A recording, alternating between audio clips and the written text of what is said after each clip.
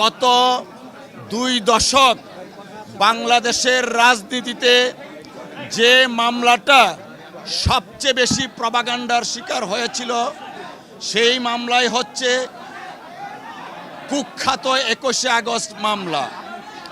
এই মামলা দায়েরের মাধ্যমে বিএনপির ভারপ্রাপ্ত চেয়ারম্যান জনাব তারেক রহমান সাহেবকে জাতীয় এবং আন্তর্জাতিকভাবে বিতর্কিত করা হয়েছে রাজনৈতিক উদ্দেশ্যে।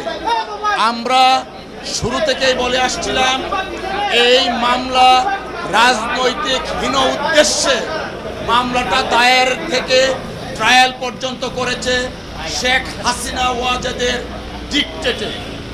আমরা এও বলেছিলাম জনাব তারেক রহমান সাহেব কোনো অবস্থাতেই এই মামলায় কোনো সময়েই সংশ্লিষ্ট ছিলেন না, কিন্তু শেখ হাসিনা ওয়াজেদ তার রাজনৈতিক প্রতিদ্বন্দ্বীকে রাজনৈতিকভাবে ঘায়েল করতে না পেরে মামলার আশ্রয় নিয়ে জনাব তারেক রহমান সাহেবের ইমেজকে দেশে এবং আন্তর্জাতিক পরিমণ্ডলে রাষ্ট্রবিদ্ধ করার জন্য ট্রায়ালটা কন্টিনিউ করেন।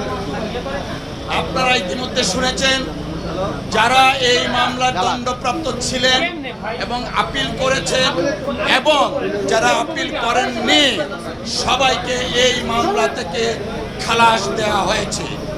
আমরা মহান আল্লাহ তাআলার দরবারে শুকরিয়া আদায় করছি জনাব তারেক রহমান সাহেব আজকের এই রায়ের মাধ্যমে ন্যায় বিচার পেয়েছেন।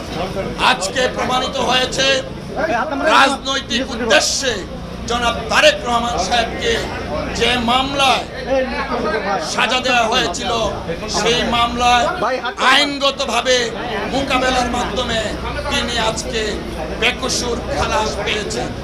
আমরা আরেকটা কথা একটু বলতে চাই, তা হলো প্রথমেই বলেছি গত 2 দশক যাবৎ এই 21শে আগস্টের মামলাটা বাংলাদেশের রাজনীতিতে ডমিনেট করেছিল এবং সম্পূর্ণভাবে শেখ হাসিনা এবং আওয়ামী লীগের নেতাদের প্রপাগান্ডার শিকার হয়েছিলেন জনাব তারেক রহমান সাহেব। আজকে আমরা এবং দেশবাসী জাতি মনে করেন আমরা সকলে আজকে ন্যায় বিচার পেয়েছি। তারেক রহমান সাহেবের নামটা এসেছিল, আপনারা জানেন 4টা চার্জশিট দেওয়া হয়েছিল, 3টা চার্জশিট, ইভেন 111-এর সময় একটা চার্জশিট দেওয়া হয়েছিল, সেই চার্জশিটে তারেক রহমান সাহেবের নাম ছিল না।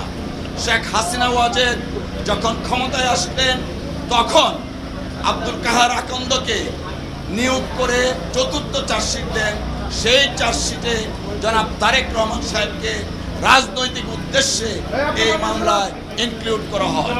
আজকে আমি বলছি আজকে মহামান্য আদালত এই যে 4র্থ চার্জশিট এবং মুফতি হান্নানের 2য় স্বীকারোক্তিমূলক জবানবন্দির ভিত্তিতে যে চার্জশিটটা দেওয়া হয় সেই চার্জশিটটা আইন বহির্ভূত ছিল।